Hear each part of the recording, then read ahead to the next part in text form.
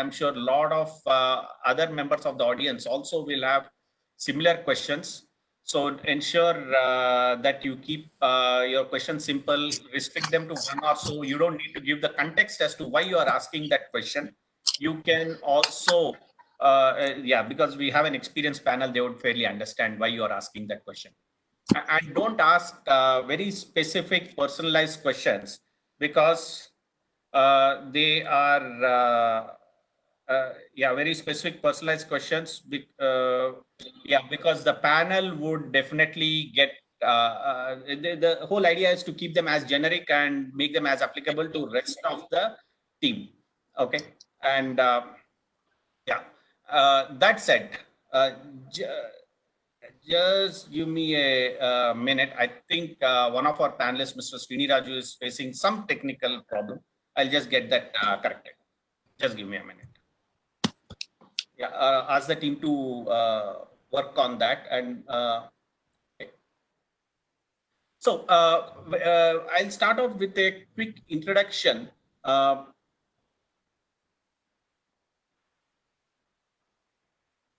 Quick introduction to the panelists, and before that, I'll just take a minute.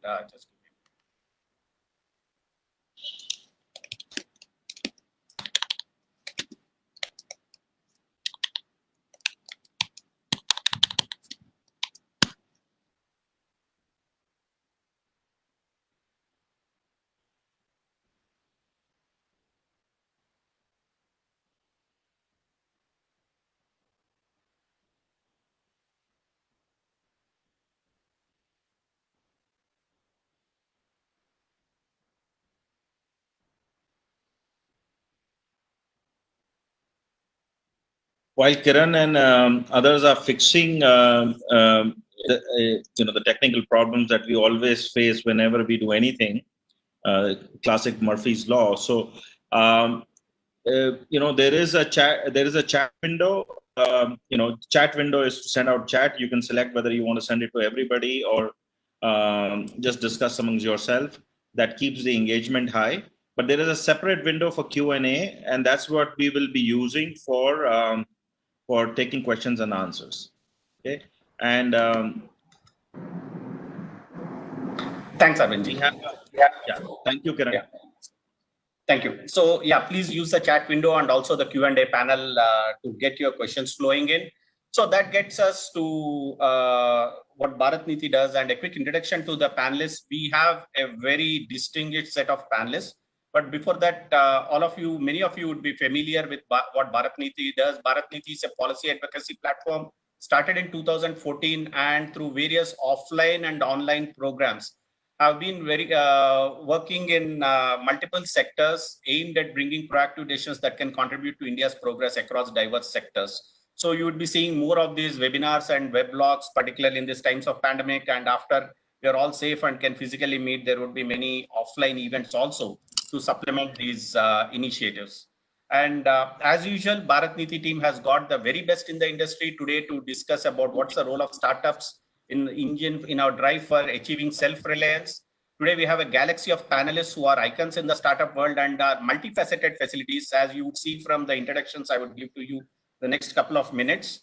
And between them, they have close to about 125 years of professional experience and close to 75 combined years of nurturing startups. So you can imagine the galaxy of startups which have benefited through their wisdom and money also, of course. And some of the companies they have nurtured have gone on to become global trailblazers.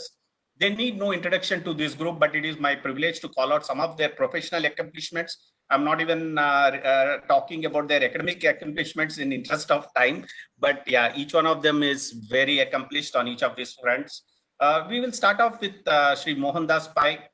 In a career spanning over 35 years, Shri Mohandas Spike has served in the areas of finance, accounting, information technology, HR, and you name it, whether it is in policy formulation or heritage preservation, he has been there. He's also a philanthropist, and he has got, and he's part of the venture capital ecosystem.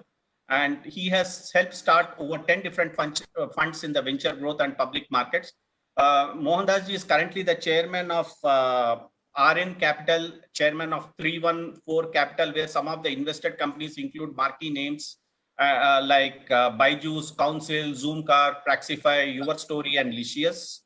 And a Padma Shri awardee, Shri Mohan was a former CFO and board member at Infosys and was an integral part of the Infosys team that enabled the first listing of a India registered company on NASDAQ, which was a proud moment for the entire country, and the first sponsored a secondary offering of American depository shares by an Indian company. He played a very pivotal role in establishing the standard of corporate governance in post-liberalization India, and he was member of the Kelkar Committee on Direct Taxes. And apart from that, he has contributed to the financial and accounting standards both in India and globally through many other committees and boards. So he is also he was a past chairman of board of SEBI and was a board member of NSE.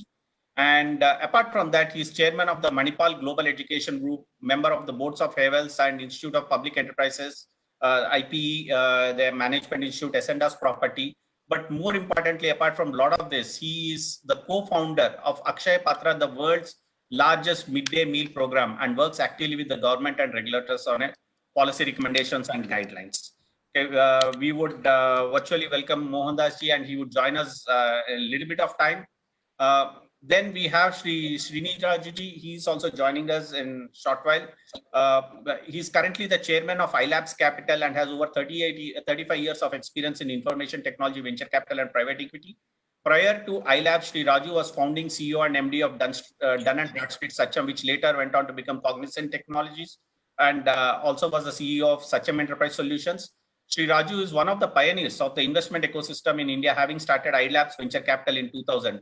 Starting as an angel investor, iLabs Capital has expanded into early stage and growth stage investments, as well as restructuring stressed assets. Initially, it was focused on technology and technology-enabled ventures, but it has later extended into consumer products and services, healthcare, skills development, media and entertainment, corporate and industrial parks. And number of iLabs investee companies have become leading companies in their respective areas. One example is Sri City, one of the most successful SEZs in the country, a leading industrial city started by iLabs Group, is today home to over 150 companies from 25 countries and 2 of India's leading universities. People say you get your people, you can start a factory immediately, and over in Sri City. And Shri Raju is very passionate about education and skills development. He's founding member and member of Governing Council of Triple IT Hyderabad, industry partner and member of Board of Governors of Triple IT Sri City, and he's executive board member of Indian School of Business, and he is a benefactor of Srini Raju Center for Networked Economy. And he is also a major donor and board member of Kriya University and founding member and board member of T-Hub, the incubator at Hyderabad. Next, after Srini Rajuji, we have another distinguished panelist, Shri Prashanth Pratash. He is another veteran investor and co-founder of Accel in India. He started his investing career as a co-founder of Erasmic, one of the first early stage funds. Prior to that, he co-founded 2 companies, including the internet, including Netcraft, which was focused on retail and healthcare verticals, and the other one was focused on internet media and multimedia publishing domains. He began investing in well before Indian technology startups acquired global attention. As a key member of Accel India's team, Prashantji focused on consumer internet services, online marketplaces, and software as a service SaaS. He has led investments in marquee companies like AgroStar, Bluestone, Book My Show, CleverTap. A lot of these are big brands by themselves today. Glow Road, Holiday Me, just to name a few, Prop Tiger, Quicksilver, Bounce, and the list is on and on. Okay, so and Accel has also invested in category-defining companies like Flipkart, Ola, Swiggy, Cult, and Blackbuck. But apart from this, as I have earlier said, all our panelists and our moderator are multifaceted personalities. Prashant is actively involved in social entrepreneurship ventures that work to improve livelihoods and the quality of environment in India. He is the chairman of Sikshana Foundation, which has impacted more than 40,000 government schools. He is also the chairman of United Way of Bengaluru, a unique social organization which brings together various stakeholders in a community to address their environmental challenges. Shri Prashant is also the chairman of Startup Vision Group set up last year by the government of Karnataka, focused on accelerating entrepreneurship through incubation and policy support. This essentially means he is leading the growth foray for startups in the nerve center of Indian ecosystem. And to our last panelist, Shri Sasha Mirchandani, he is the managing director and founder of K Capital and co-founder of Mumbai Angels. Anybody in the angel investing community would it would be very surprising if they had not heard about his name. I worked with him 20 years back, and I could hear him talking about and rattling off these terms when nobody in the country heard about them. Okay, and he's a visionary and one of the first in the country to tap the power of angel investing. He co-founded Mumbai Angels, India's first angel investing network, way back in 2006. And since then, he has been instrumental in growing the angel networks across the country. Previously, he was at Blue Run Ventures as managing director for the India operations. And before joining BRV, he was CEO and founder of Immerquest Technologies. But he started his career in the manufacturing world at Onida. And his investments, again, include many marquee companies like InMobi, HealthCard, 1MG, Myntra, Porter, and Fractal Analytics. When nobody heard about analytics in this country, he invested in one of the first analytics company, Pure Play Analytics company. And Sasha sits on the board of Hathway Cable and Datacom, Nazara Technologies, HealthCard. And he's also on the board of Young Presidents Organization and among others. And previously, he was on the board of Fractal Analytics, Myntra, and Adore Welding. At the last count, both through K Capital and other angel networks, he would have been directly involved in more than 75 startups. And he's a charter member at Tie Mumbai and was inducted in the 2019 Hall of Fame as an outstanding angel investor. And coming to our distinguished moderator, Shri Arvind Gupta ji, he has over 25 years of experience in leadership, policy, and entrepreneurial roles, both in Silicon Valley and in India. He is the head and co-founder of Digital India Foundation, a policy think tank working in areas of digital inclusion, smart cities, internet governance, cyber security, electronics manufacturing, and Indian software products. The list is long, but he has been contributing to all these areas in a very significant way. He is a member of the Venture Capital Investment Committee of SIDBI, and he has served on the board of large Indian corporates like L&T in the past and is a mentor to many startups. He is recognized as an Eisenhower Fellow for Innovation and an active member of industry forums like NASSCOM, TIE, and founding member of iSpirit. His expertise spans areas of technology, including digital transformation, open innovation, platform governance, technology policy, just to name a few. But again, as rest of our panelists, he's also a multifaceted personality. Between 2010 to 2017, Shri Arvind Gupta led the digital, social media, and communication campaign for the BJP and for Shri Narendra Modi, which resulted in BJP creating electoral history and achieving its mission 272 plus. He is also a member of the World Economic Forum, Digital Futures Council, and OECD initiatives on global value chains. He's on the board of IIT BHU Alumni Association, Pan IIT Alumni Association, and is a guest faculty at many management schools and at IIT BHU and many innovation panels. So, ladies and gentlemen, this is the distinguished panel that we have got across to you. And thank you all for joining. Thank you, Srini ji, Sasha ji, Arvind ji, and Prashant ji for joining. And Arvind ji, now the floor is all yours. Thank you. Thank you, Kiran, and thank you for giving us a very, very glowing introductions. My job is simplified by you and Anup and Bharat Niti by putting together really a dream panel of people who, as startup entrepreneurs, we have always looked up to. The engine of a lot of the panelists I have with me today are both people who have actually implemented, executed large startups, and also, of course, now are funding the industry, leading and mentoring a lot new the next wave of startups in India. I know we'll have Mr. Mohanda Spike joining us shortly, but I will start.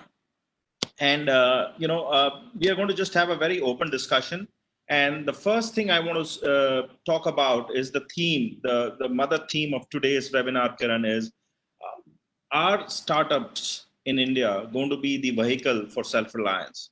And my question is more into the future. And I will start, I'll request my panelists to address some facets of it one by one. Let me start off by asking Prashant. And please, Srini and Sasha, we can all delve upon certain issues here. Post-COVID, and given the PM's call for a self-reliant Atmanirbhar Bharat, are you seeing startups thinking about disrupting and reimagining certain industries and supply chains, really reimagining the future of India? And if yes, in what sectors, what industry?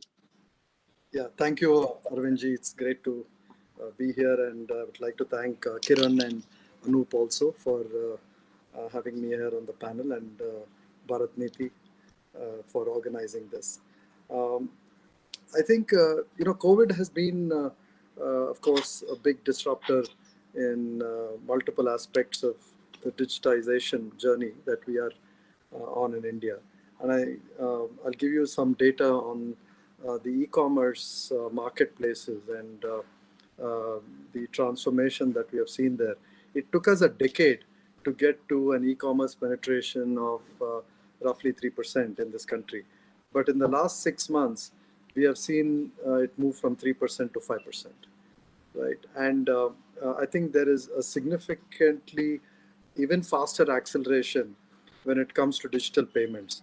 And I wouldn't be surprised if this is the moment where the entire shift of the economy from the non-digital payment systems to digital becomes complete in the next 6 to 9 months. So I think we are on the cusp of something like that. So I think those are the couple foundational thing. And what this is bringing is a fundamental shift in behavior of consumers. Behavior of consumers not only in the urban areas, but behavior in consumers across the country. And they're spending more time online and are getting more and more comfortable with transacting online, which was more the top 100 million in India. And now we can start seeing a world in India where up to about 500 million people will probably be comfortable in all forms of transactions. So what does this mean for startups? There's a lot of opportunity now in the Indian market right here and now. There's 2-3 areas which I'll just touch upon, and Sasha and Srini will add to this. One big space is education. I think this is a space where homegrown players like Vedantu and Baiju have developed customized products for the new age Indian student or the new age Indian consumer, especially during this post-COVID reality of no classrooms, where they're able to provide this continuity of education not only for urban consumers, but kind of democratizing that for the entire country. And this is one area where I believe Indian startups will take the lead. So you will see 3, 4, 5 multi-billion-dollar startups in the education space serving a multitude of areas, not only mainstream education, but there are companies like White Hat and other skilling companies which are now taking this technology and skilling people globally and not just in India. We are also seeing, companies like Unacademy accelerate, again, learning for people getting into government jobs and taking government exams. So across the board, two technologies are disrupting here. One, being able to provide learning at a scale of millions of students. Second, leveraging of AI technologies to personalize education. Uh, Education will probably be the first area in India where we'll see mass scale use of AI to personalize education for people with different learning capabilities and different learning needs. So I think overall, very, very bullish on what Indian startups can and will achieve in the education space.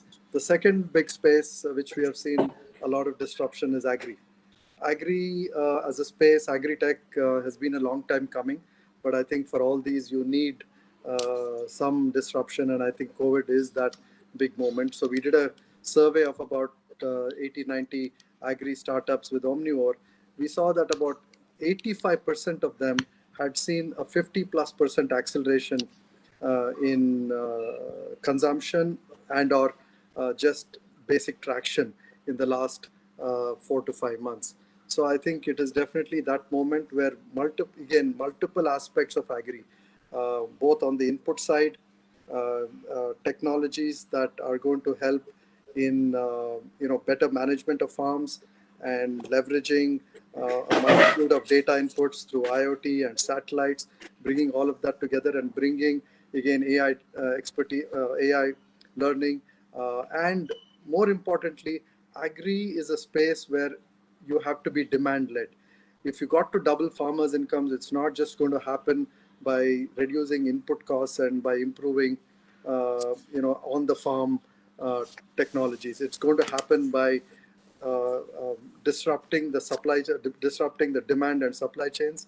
The new change in regulations by the government, I think, are again a great impetus to help startups now take advantage of this farm to consumer revolution that's going to. And it's not just a basic farm to consumer revolution. You will start seeing traceability technologies coming into use. You'll start seeing technologies that will be used for grading and all kinds of post-harvest AI use, for post-harvest assessment. So there's a multitude of areas there. And finally, I think we have seen a few areas impacted by two aspects of the Chinese geopolitical situation that we are facing. One is access to funds from China, and second is banning of some of the apps from China. I think in both these areas, we are seeing Chinese capital being replaced by capital from across the world. So we may see other geographies and other countries actually double down and align with the Indian startup ecosystem and invest more in India. When it comes to replacing Chinese apps, just one example, the ban of TikTok. We have seen a lot of Indian startups in the short form video entertainment step up, and I'm confident that a lot of them will, given time, build great alternatives. So I think I can go on and on, but I'd like to have the other panelists also chip in. So just to kind of summarize what Prashant said, policy changes, geopolitical changes, the demand, the whole pandemic, making more consumers come into the digital consumption space has led to a host of new industries, ad tech, agri tech, replacement of Chinese capital into entertainment and social media apps that are replacing the Chinese banned apps are new areas. For the audience, I must add that that we also saw a lot of agile policy making while the pandemic was on. Healthcare, telemedicine, e-pharmacies all got the legal and policy backup that they required to really serve the Indian market. So Sasha, coming to you next, I would like you to take on from where Prashant said and share where are the post-COVID, during COVID, post-COVID, where are you seeing the new startups, the new deals? You being an angel investor, you really see the first deal. So what from the deal flow, from which areas for the startup community or wannabes entrepreneurs that you're suggesting or you think that they should invest their time and energy on?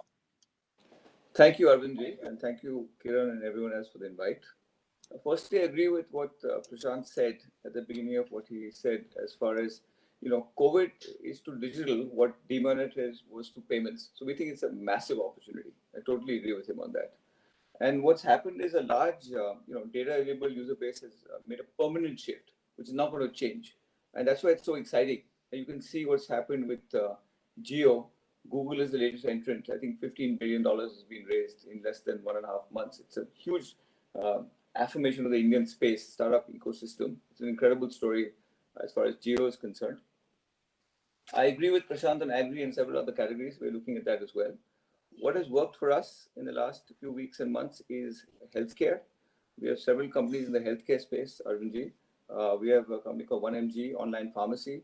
It's got record growth. It's growing rapidly. Nobody wants to go to a pharmacy on the street with COVID right now when you can get it at home. So they're executing really well, and several companies in that category doing well. And as you rightly said, thanks to the government support here. It's been fantastic. We have a company called Visa. It's a mental health chatbot. As you can imagine, people are now lonely. They want to chat. There's a lot of depression. So the company is dramatically scaling as we speak. We've tied up with the NHS. We have more than 2 million users signed up just in the last several months, last several weeks, in fact. It's growing dramatically well. That's another example of tremendous growth in the health tech space. We have a company called Cure.ai. It detects abnormalities in chest X-rays But we've also done a lot of COVID work, and now it's in 20 different countries. So I can go on, but health tech / healthcare is another super exciting opportunity. We're seeing traction in our portfolio, and we're seeing several companies outside our portfolio do really well as well. Great, thank you, Sasha. We've also got Mohan now on the panel. Welcome, Mohan. What I'm hearing from Sasha is, yes, Mohan, we can hear you, we can see you, we can hear you. And I'll come to you after Srini. I've asked a question to Srini. What we are seeing is that health tech is now being used to disrupt, the demand between, shorten the gap between the supply and the demand, and really disrupt in a very, very short while. Great example. Srini, if I can ask you the next question, and that's it's a little motherhood question, but between you and Mohan, I want you to comment on: is the startup ecosystem in India ready to contribute significantly to the $5 trillion economy target that we have? And where we are seeing startups really just starting right now. What needs to be done to make them really a very, very substantial part of the 5 trillion goal that the Prime Minister has? Yeah, thank you all, and nice chatting with you all. Traditionally we have seen the startups means everybody wants to become $1 billion company. So you go there into some of the fast track areas where you can scale up faster. So now lots of opportunities that emerge in this post-COVID scenario in India will be for the Indian market, not necessarily only for the export market. And within Indian market also now, then you have some big companies addressing some of those gaps, and also the startup companies. We do need help at many areas, a hand-holding from the government. This I want to repeat, because many times we said always government lay off the hands. Allow us to perform. But I'm just saying the contrary to it. We do need the help in many areas to handhold wherever the help is required. Not necessarily always in the funding, because you are there in SIDBI, and a lot of funding is been announced for the fund of thing to give it to the fund managers. Something about 10,000 crores or 50,000 crores. Right. The money is there, and also there are a lot of venture capital funds also. It's about our ability to deliver. So now when we do that, a lot of these opportunities that exist today, if I want to say for domestic market, import substitution, they did not happen for a reason. It's not just that people did not want to do it. They didn't happen for a reason because there are certain restrictions or some policies were only helping import and distribute, not manufacture in this country. And now with my suggestion for the government would be that identify those half a dozen areas where we actually have the ability, funding is available, but now why it's not happening? Ask that question always, why is it not happening? Then we'll find the answers for it. So this is an opportunity. You have announced the policies, you put the money behind it through SIDBI and other agencies. So identify those half a dozen things which the other panelists already said. There are more so, and make it work. That's something that the government support in policy and making it work is what we need there. Great, thank you, Srini. I'm in a Zoom call. So Mohan, we are in a WebEx call on the lighter side. We don't use Zoom so easily. As a verb, that's good, but we have Mohan joining us. And Mohan, after Srini, I had kept 2 questions for you as opening questions. Okay. If you can give a response on what Srini just also said, that what role do you see Indian startups playing in this $5 trillion economic goal that we have, and is the startup ecosystem in India really ready to leapfrog into the 4th industrial revolution as an innovation ecosystem? My view is very simple. Stock system for India is ready to help India reach the $5 trillion and $10 trillion mark. It's already very large. Right. Data, we got 39 unicorns creating $100 billion of value, 50,000 startups right now. We got $14 trillion, etc. And one of the things for India to become a $5 trillion economy are, we have to connect farmers to markets, We got 500 agri-techs, but they required capital because 45% of the income under agriculture comes from non-cereals, non-grains, that is fruits and vegetables, fisheries, milk, etc. And for there, the farmers get, apart from milk, in the cooperatives, possibly 45, 50,000 to 50% the value that consumers pay. To do that, we require agri-techs. Second big problem is that we have to become efficient in the supply chain. In the supply chain, our costs are 12%, with GST will come down to 10%. But I think we need to come down to 6 to 7%. The technology is playing a very big role. And I think it's very important that we get capital there in technology. There are enough startups. And the third big issue is to make sure that there is efficiency in the entire system, in health tech, education, etc. They too, the startups are there in a very big way. And in the fourth industrial revolution, which requires automation at the factory gate, which requires automation in the warehouses, which requires robotics, we have a large number of startups. Arvind, the biggest challenge for all of us is, do we have enough capital to participate in India's growth? And the answer is no, because only 10% of the $60 billion that has come in since 2014 is Indian capital. We require more and more Indian capital. For example, China invests 65 billion, America invests 135 billion. We require money. So the capital has to come from Indian institutions. We had a call with the insurance regulator, and we discovered only 1,400 crores has been invested by the insurance sector in startups for the last 5 years. And insurance gets 7 lakh crores a year as investable surpluses. They got a balance sheet of 45 lakh crores, and 1,445 crores is not enough. Now, we require capital, we require Indian capital. The 10,000 crore fund which SIDBI has done well, but we require 40 to 50,000 crores of inflow coming in every year. And if we do that, we can do that. For that, Arvind, there are only 2 or 3 things required. We need the insurance companies to start investing. 1,450 crores of insurance is not enough. LIC gets 5 lakh crores of inflow a year. They hardly invest anything. There is no risk here because we've seen the Canadian pension fund, the Ontario pension fund, we've seen the Australian superannuation fund come here. So we need, Arvind, large amount of capital, Indian capital to come in, and Indian capital has been very less. If we get that capital, we can invest in the fourth industrial revolution, which is not very difficult because the technology is available. We can create greater value for farmers. We can create greater value for people in head tech.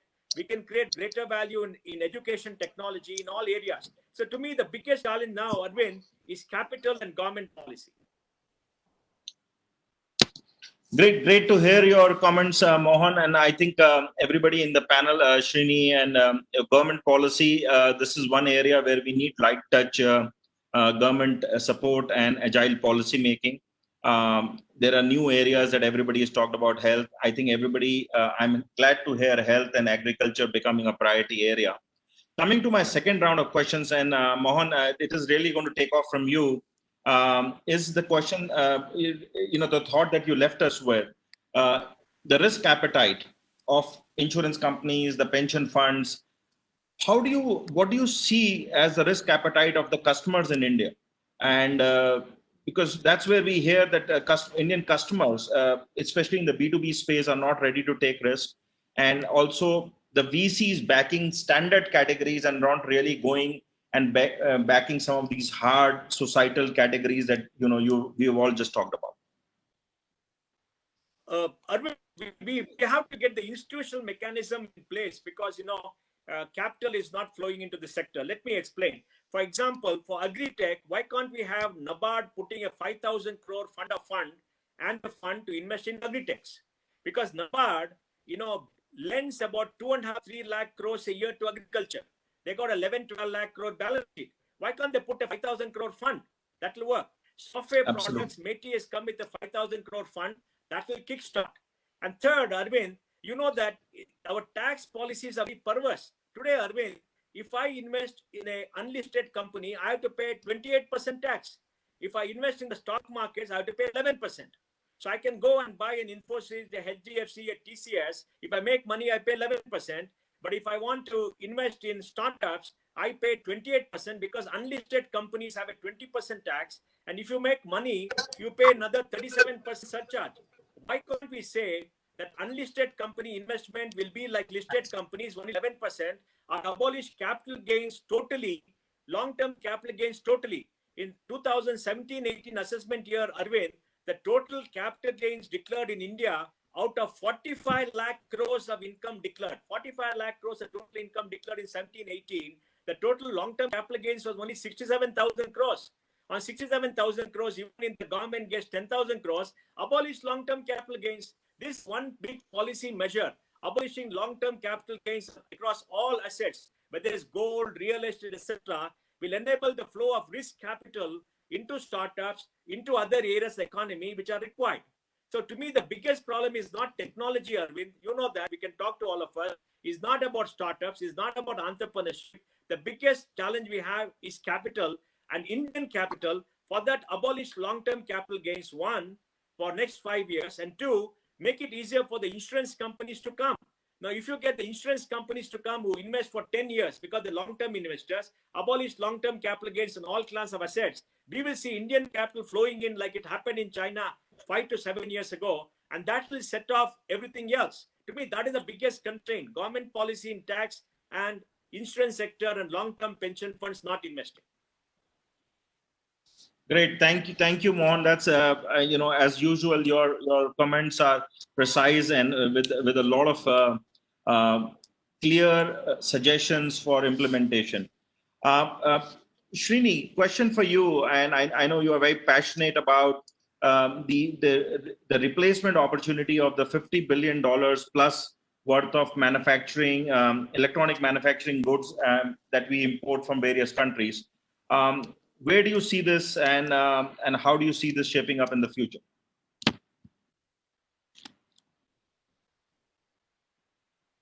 Srini, we can't hear you. I'm sorry, I just put on the mute and didn't realize that I did not. Yeah. That's okay, that's fine. Please, Srini, did you hear the question, or do you want me to repeat it? No, I heard the question. Thank you, Arvindji. Yeah. So I was just telling that this $50 billion, which is primarily in the electronics imports and which is stated to become $200 billion very soon, because we are buying so much of electronics these days. When we looked at about 5 years ago and see why it did not happen kind of thing, there's a lot of answers available. And finally, with some little bit of tweaking in the policy, like, you have this, what they call inverted duty structure, where it is cheaper to import and distribute than manufacture in this country. So some tweaking has been done, and now most of the cellular phones, at least to start with, they started making them in India. Now, same thing, now you go back and say, well, they're just importing at probably about 10-15% value addition and selling the same thing. So maybe $50 billion imports would have come down to $45 billion. But $45 billion is still imported. We are not making any of the components, very few, I should not say any, very few are being made here. Now then we went backwards to see why it is not happening kind of thing. A lot of suggestions have been made to MeitY and all of them. The problem is, Arvindji, this is something where, since you work with the government, we will have 1-2 joint secretaries there. They don't have the bandwidth to work after 500 products that go into it. Somebody has to work with them and look at each one of them and say, how do I make it work? They always ask the question. Generally, people like me talk and say, we should do this, we should do that. I'm giving very specifically. Assign the task to a secretary level person, multiple people, not one. I don't mean IAS officers. It could be anybody from the industry you take, and say, you will make this thing happen. Come back to us and say, what is required to be done? Otherwise, we'll continue to talk another 5 years. Other term would have been gone. So my sincere suggestion here is that somebody has to look at each of these $50 billion, break them into $1 billion each, and somebody made responsible to make it happen. It can be done. You know it very well. We have the competency to make it. It's not that it's not. It's just that not happening because these are not low-hanging fruit. That's why it's not happening. These people have to work for it. Great. Thank you, Srini. A follow-up question on that is, while we are talking about what are the government policies required, we are seeing, the space of 5G, the new telecom technologies. Some Indian companies have raised their hand and they say they can, really create for the ecosystem. But the base of all new innovation is also universities. So I want Prashant and Sasha to comment upon, are you also seeing a collaboration with the IITs, the IIScs, the other research institutions in India? And what role do you see research playing in creating a more innovation ecosystem? So Sasha and Prashant, if you can come in on that. Sure. Thanks, Arvindji. See, I think there are two components already mentioned by Srini and Mohandas ji, right? So one is capital, and second is some form of governmental support for the next generation of replacement manufacturing. But the third component is IP. A lot of these products require homegrown IP, and today we don't have an institutional framework in the country for translating innovative research to something that can be used in the marketplace. And something like the MIT lab, Media Labs, or any multiple such organizations in the US. There is DST, of course, but I think, like in the case of METI and like what Srini said, there is a capacity problem in the government. I mean, there's only so much that DST can do. So there has to be 10 to 15 organizations, vertical specific organizations that look at 10 to 15 year horizon in terms of research translation. And money has to go in 10x the money. I think the money, I don't know the exact numbers. Mohandas will be a better person with numbers, but I think still the amount of money going into research is really minuscule when you look at what is required to have that cutting edge IP go into manufacturing, go into where import substitution if import substitution has to happen. I think a good example is the IISc AI Research Park that's being set up with the Karnataka government. It's 300 crore research translation in the areas like you were saying, Arvindji, whether it is maps, maps which are which are made for India. Next generation robotics, because a lot of automation in this part of the world is going to be, or aspects of the 5G technologies, research for 5G. So a lot of these will require not just this one AI research park in Bangalore, but multiple such parks have to happen in a very short period of time within the next, like Srini said, we don't have 3, 4, 5 years. We just have another year to accelerate some of this industry academia connect through these special purpose institutional vehicles that get 10x the funding that is available today. Great. Thank you, Prashant. Sasha, can you also weigh in on the same? I completely agree with what the other panelists said. I'd only add that what I feel is required in research is private financing. If you look at the US or even China, there's tons of entrepreneurs putting money into research in the universities. You've seen what Mr. Schwartzman from Blackstone has done in China, in MIT, etc., all about research. So there's a huge opportunity where these institutes are completely underfunded, in my opinion. And therefore, lots more money needs to go from the private sector to actually help them. The government, of course, is doing its bit and needs to do more, as we discussed. But the reality is, if money can go in from there, that could be massive. And also, a touch on what Mr. Srini said about electronics. My father is a founder of a listed consumer electronics company. And when he did surveys about market opportunity, market size, etc., what he saw was why today ACs in India should have been an 18 million a year market, but it's only 5 million, right? It's a massive opportunity, just in air conditioners, let alone televisions, microwaves, etc. And the data also showed that when GDP touches US 3,000 is when electronics takes off, and we're, as everyone knows, at 2,000. So there's huge headroom, even in old economy sectors like electronics, and also to OEM and make for the world, as our Honorable Prime Minister has been mentioning multiple times. There's a lot of opportunity where companies like his can actually take advantage of and scale. They have a 100-acre factory just outside of Bombay, for example. So it's very encouraging to see what the government is doing, and hopefully things can work out over the next couple of months for him to actually export as well going forward. Great. Thank you, Sasha. Arvind. Yes, please, Mohan. Please. Arvind. Yes, please. Go ahead. Data. Yeah. See, the state governments and the union government spend 50 lakh crores a year, 50 lakh crores a year on the budget every year, 50 lakh crores. So it's not that there is no money. Now, the Prime Minister came out with a 50,000 crore migrant program.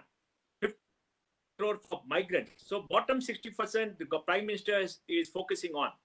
Why can't we have a 50,000 crore program to invest in innovation, both the state and the union government over the next 4 years, where the union government can put in 25,000 crores and the states can all put in 25,000 crores. For example, Maharashtra can easily invest 1 lakh crore a year on innovation. UP can invest 500 crores. Karnataka with a budget of 2,50,000 crores can invest 500 crores. So we need a very large, targeted, high vision program across the state and the union government. For example, the total spending in my estimate for research in all the universities taken together is something like 1,500 crores, 1,800 crores a year. It is peanuts. It is peanuts. We are underfunded in innovation. We, for example, on a food subsidy, we spend 2 lakh crores a year. Total subsidies, we spend 6 lakh crore a year. Power subsidy, we spend 1 lakh crore a year. Water subsidy, we spend 1 lakh crore a year. These are large amounts of money. Why can't we, in the states, each state puts in some money, it will work. We can kickstart the entire thing and the private sector can chip in. For example, in the new education policy, is a suggestion that we spend 5,000 crores a year on a national foundation for research. If you spend 5,000 crores allocate from the union government, and then all the industry can allocate 10,000 crores, we can kickstart. Arvind, the biggest thing is we are not thinking big enough. And if you think big enough, make you the CEO of the National Innovation Foundation. Why can't Arvind Gupta take it over? And then we can ask Prime Minister Modi to back Arvind Gupta with 10,000 crores a year. We can ask the insurance companies to start putting in money out of the 7 lakh crores they invest every year. Why can't they put 25, 30,000 crore on innovation? If we're able to do that and think of a big vision, we can transform India in the next 4 years. Prime Minister stores $5 trillion by 2025. It will be 2026 because of COVID. We lose 1 year, but we need to think big in this area. Then foreign capital, Absolutely. we put in $14 billion last year. You know, if India puts in $4 to $5 billion a year in innovation, foreign capital can be $10, $15 billion. If we spend $20, $25 billion a year for the next 5 years, we can transform India. We have to think big, Arvind. We need big program and little bit of policy changes. I was going to ask that question. I just want to clear for my audience. Mohan and me, we go back a long time, so I didn't ask him to say all of this. So in any case, the question that I had and Mohan actually read my mind was this: what is that we need to do? Think very big. You have given a lot of ideas, Mohan. I want to ask Prashant, Sasha, and Srini in that order. You know, this thinking big and the Prime Minister's call for India for the world. What are some of the other things? One, we are hearing government policies, a clear focus on innovation, allocated funds, capital. Indian capital will attract a lot more other capital. So those are areas. But what do we need to do as a startup, as an innovation ecosystem, to really solve for the next 6 billion? What is your advice to take Indian companies not only solving Indian problems, but taking that examples and really, solving problems in Africa, Latin America, Southeast Asia, anywhere else? So if I can start with you, Prashant, Sasha, and Srini. Yeah. Thank you, Arvind. So I think, we are been seeing this big trend in the US where software as a service companies are becoming really, really large. So if you look at the companies that have IPO'd on NASDAQ in the last 2 years or even last 1 year, the top 50, 60, 70% of them would be software SaaS product companies. And I think India has this abundance of talent, which has been leveraged to build great companies like Infosys, which Mohandas has been part of. But I think the next decade has to belong to companies like Freshworks, Dhruva, Postman, iCertis, some of these companies which have now demonstrated that they can serve 150, 180 countries, not just India. Right? Absolutely. And I think there is a big moment now for these companies because this productization is also, there's a new angle for it, where you are building a productized front end in the US, but you're supporting it with a bookkeeping service or a legal service in India. So you'll also see this next generation of companies where you will have product as a platform in the front end and service being supported for these companies in the back end, right? So both the traditional SaaS companies, which can grow bigger like Freshworks, and these productized services platforms, which can, so combined, I think there's another $100 billion opportunity here just in the next 3 to 4 years. So I think and this is an area where, there's enough foreign capital willing to come and invest in this space. So because they know how software products work, and there is no dearth of capital. I think this is an area where our Indian entrepreneurs have to step up and learn to think big and build for the rest of the world. Great. So what we are hearing is we have the building blocks. We have some successful entrepreneurs who can act as mentors, and really Indian entrepreneurs need to think big, think product, think global. Sasha, your comments on the same lines, and then of course Srini. Yeah, again, I totally agree with Prashant. SaaS is a massive opportunity across our portfolio. The key is, can you think global from day one? Versus thinking for an Indian audience? Can you think that this product has to go to anyone, whether it be Africa, whether it be the US, wherever? Logically, you generally start with the US because it's the largest market. One founder moves mostly to San Francisco, he or she remains in Bangalore or Chennai, and then they build large companies. My first investment in 2001, it struggled for many years, not because of lack of trying, but there was no market in India. But eventually, when they moved to the US, there's a company called Fractal Analytics. It's scaled dramatically fast over the last couple of years. And now we have more than 2,000 people all across India, with several hundred people in the front end in New York City and several US cities, Europe, etc. We also talked about in the beginning about our health companies, right? If you look at Cure.ai or even Visa, these generally would have just been in India businesses, but both these founders are now in 20 plus countries. Visa is in fact in 30 plus countries. So we're seeing very encouraging signs of entrepreneurs that in the past would have probably just looked at India as the landscape, but now are scaling globally. Visa was recently looked at as a BBC report talking about the fastest growing app in that category globally. And it's still early days for that company, but that's a great example of entrepreneur thinking global from day one and building product from day one for companies. Great, Sasha. And Srini, do we still have Srini, or by any chance? I'm here. I'm here, Arvindji. Go ahead. Do you see a future where you can see a lot of Indian electronics being exported to the world? You're currently importing. I'll take a couple of other things. Just please allow me to say. Please. About 4 months ago, Arvindji, that this country did not know 3 names. That is PPE kits and ventilators and testing kits. Today, yes, probably the quality you can ask a little here and there, but otherwise, many Indian companies are making them for the Indian market, and we did not know about it 4 months ago. I mean, incredible scaling up by various people. I'm really, surprised and also very positively, satisfied. Now whatever is forced us due to COVID in healthcare in many areas, consumables and all the various things that we are making not to meet our requirements, all those things we now made available to the world, because anything we do in India is fairly cost effective. So, but that's the reason why initially when you imported, the costs were very high, but now all these items that I mentioned, they're available at very good prices now. The same thing can be given to the world. Other areas that we did not address today, but I would like to say thing is electric vehicles. We talked about a few years ago that India, especially the government, should be using, I forgot which day, 2024, like all government vehicles have to be electric. Once again, it went very silent. I don't know why it is. But I think that there's an opportunity, great opportunity for us to refocus on that and also make them in India. Today, we're still waiting, saying that some MG brothers bringing from China and sell it as Indian vehicles and all that. There's nothing is really made here other than maybe something by the Mahindras and the Tatas there.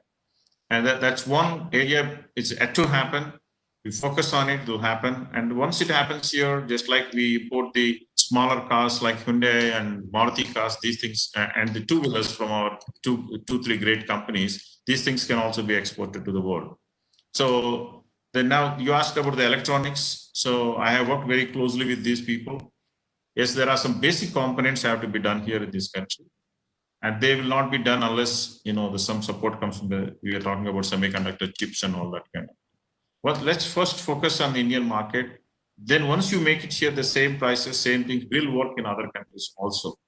But just to say now, we will look at the international market even before we have done the Indian market will be a little too early in my mind. So we just need to do those things. But there are others, like other panelists, and I mentioned a few things. Absolutely. Prioritize and areas you are good at, start doing exports also. I have a question from Mohan Shastri. If he is in the, if he's a panelist, he can unmute himself. We had Mr. Mahesh Shastri. Mr. Mahesh Shastri, you would like a question to be asked to Mr. Sasha? Yeah, that's correct. Can you hear me? Yes, Mahesh, go ahead, please. And make it a very pertinent question. Yes, thank you. Yeah, so basically, we are a self-funded startup doing products that everything that every panelist has been talking about, we qualify. But I'm just wondering, being a global player in with a product and everything, not a single investment or government of India or anything, we have not made a single impact to us at all. It has been just self-funding. Everything has been done by ourselves. So thank you, Mahesh. The question really is that I think I can hear is that he has a good product, they have revenue.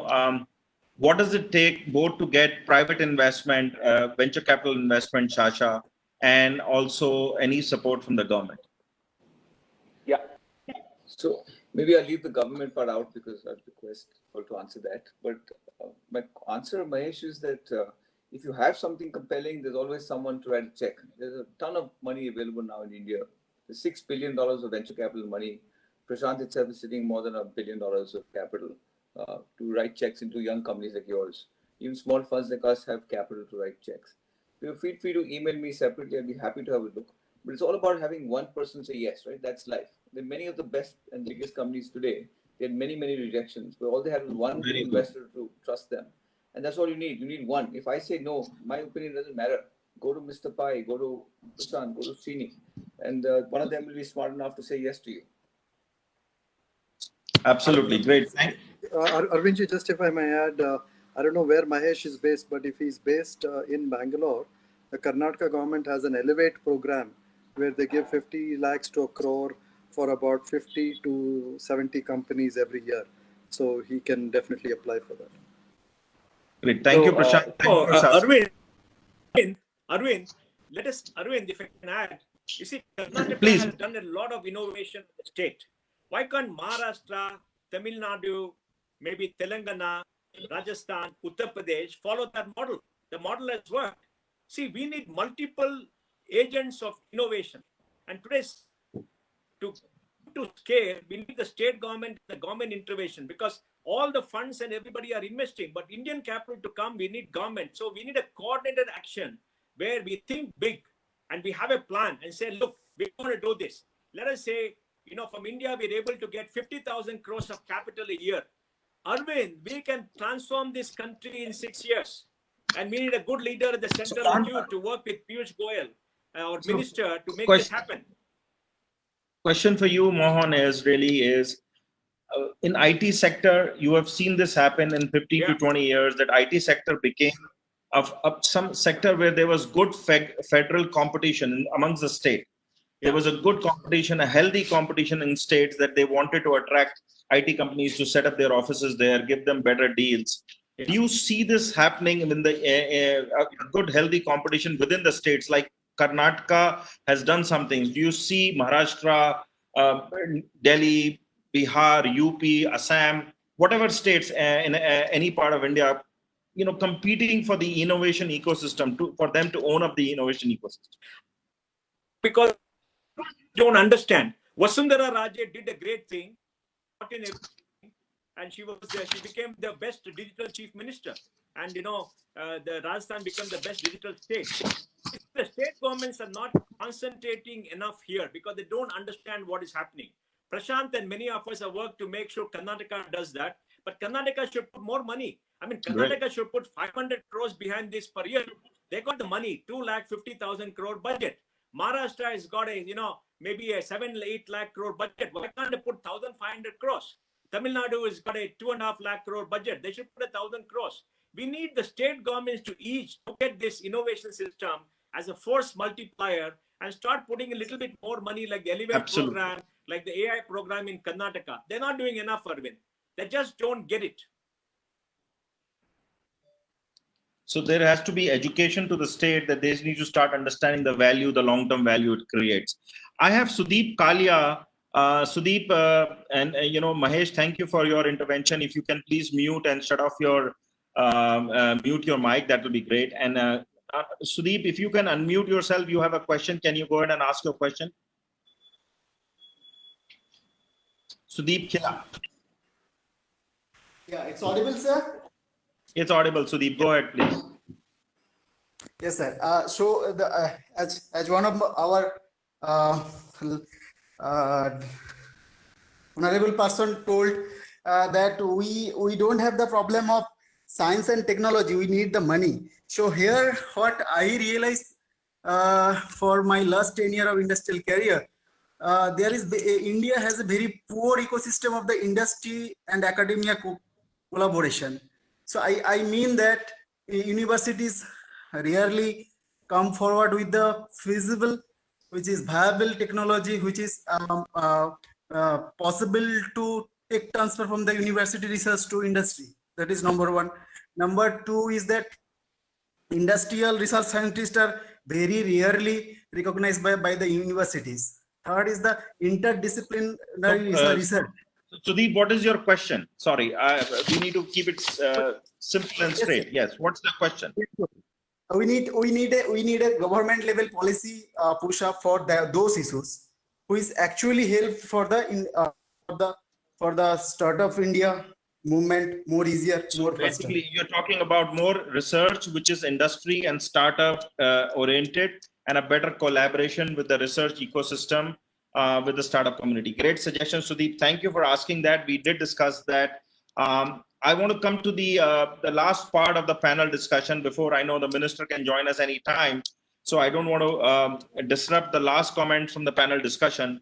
I want to start off, and Mohan, I'll keep you for the end because I know you have already given a lot of suggestions. What are the top 2 or 3 things, top 2 or 3 things that each of the panelists, if they have to suggest to Minister Piyush Goyal, that the government, the policy side needs to do 2 or 3 things, starting with you, Srini. And Arvind, so for the minister, these are my suggestions. We say that, let's say he has $100 billion target for various things, whether it is electronics or whatever it is. Get 100 people to work in his ministry. Give $1 billion target for each one of them and say that you will make it work. Tell me what we need to do. And the Prime Minister reviews it once in 6 months, once in 3 months or whatever it is. That's the level of commitment if you show, it will happen. Great. Prashant. A lot of what one is saying, I think there has to be also a tax level incentive in the country to encourage private money coming into startups. I think today it's not a level playing field between public and private investments. And the second one is like what Mohan said, state level investments to complement the central government. Absolutely. Great. Thank you, Prashant. Sasha, anything you may want to add? Yeah, first of all, I agree completely with what Mr. Pai said about the other states. Karnataka obviously doing a great job, thanks to him and Prashant. But other states need to step up, and I think that'll be awesome. India is the lowest debt to GDP, so there's huge headroom for growth, in my opinion. And we have, as Mr. Pai said in his opening comments, about 500 billion reserves. I feel the rupee should not be 80, it should be 40. And if we play our cards right as a government, that can happen, and then it can be a 10 trillion economy in the next couple of years instead of 5. So we have to play the aggressive game versus being defensive. And I think that the whole ecosystem can just literally explode. We're waiting to explode. Great. Thank you, Sasha. And Mohan, last but not the least, what are the few things? You can even do more than 2 or 3 because I know you have. Minister to give us the next big vision in this area. He gave us the vision of Digital India about 5 years ago. And now we are transformed. The banking sector is transformed. We got Aadhaar, we got all the building blocks, payments, etc. Now he must give us a vision. He wants 50,000 crores of local money going into startups and innovation every year. If the vision that he has given and he gives us, he can drive the vision. Now, what is required for that? We need India's chief innovation officer. Maybe Arvind Gupta can work under Piyush at the PMO to do that. 2, we need an insurance company reforms to make sure the insurance companies invest in all these areas. 3, we need abolition of capital gains and all assets, long-term capital gains and all assets for the next 10 years. The abolition, you'll see magic happening because there'll be enough incentive, because this is a very bad area where they harass you, there's tax terrorism, they go after you for investing, they send you notices like the angel tax, etc. 3rd, we want the state governments to invest. Ask the top 5 states, Maharashtra, Karnataka, Telangana, UP, and Tamil Nadu, to say each one of us will put 1,000, 2,000 crores a year into innovation, etc. And the next point is we need a 5,000 crore allocation from the central government for research in our universities. The national new education policy asks for that. You put it into effect on a non-lapsable basis and ask finance minister to allocate. Now, if these things are done, we have all the building blocks. We need the capital, Indian capital, to come in. Arvind, foreign capital is coming in, but we don't want to become a digital colony. Foreign capital come, a lot of money Absolutely. is coming in. With money will come. We need Indian capital, and that's why we want the Prime Minister to give this vision and have 4 or 5 policy measures, and then you'll see magic happen. And we need Arvind Gupta to drive all this as the Chief Innovation Officer for India. It's not because I like you so much, Arvind, but we require, like everybody says, like Srini says, a point of interaction. A point of interaction is one officer in the government of India with a department under him, focus on innovation, focus on this. With the Prime Minister will do his inimitable reviews every quarter. If we're able to do all this, there'll be magic. And all of us are doing it, Arvind. We're all doing it. But there are limitations to what we can do. We need Indian capital. And for Indian capital to come, Absolutely. we need the highest level, this big vision.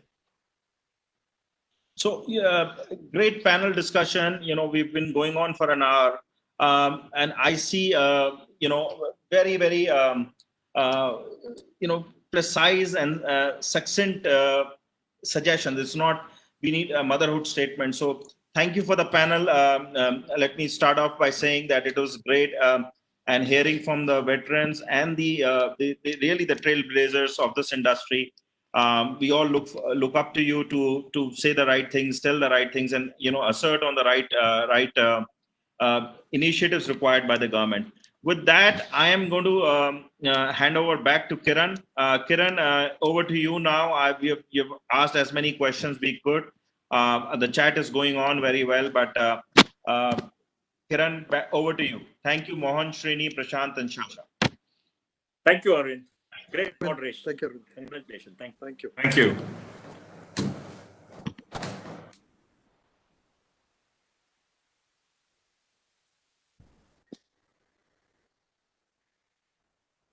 This session so professionally. Okay, and now we welcome our General Secretary, BJP General Secretary, Shri Muralidharji, onto the panel. I guess Shri Piyush Goyal ji is going to join us in just a minute or so. Okay, so Murali ji, do we have you on the panel? Yeah. Okay. Yeah, and team, as we told you, this was a powerhouse panel with about, as introduced at the beginning, with about 75 years of collective experience of nurturing startups and more than 125 years of professional experience between them. And they have seen it all, and they have seen India before liberalization, post liberalization, how things can go. And now would request Shri Muralidharji to give his welcome address. And before that, I would like to give a small introduction of Shri Muralidharji. Muralidharji is the National General Secretary of BJP. In the party, he is one of the few new generation of leaders who has a deep connect across South India. He was earlier the in charge of Kerala and is currently the National General Secretary for Tamil Nadu and Karnataka. Hailing from Telangana and having deep roots in the United Andhra Pradesh, he has his footprint across South India.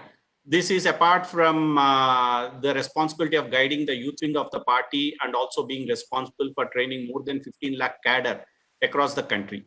But what connects him to this particular event is the role that he plays as one of the key economic think tank of the party, and where he plays a key role in shaping the economic strategy of the party.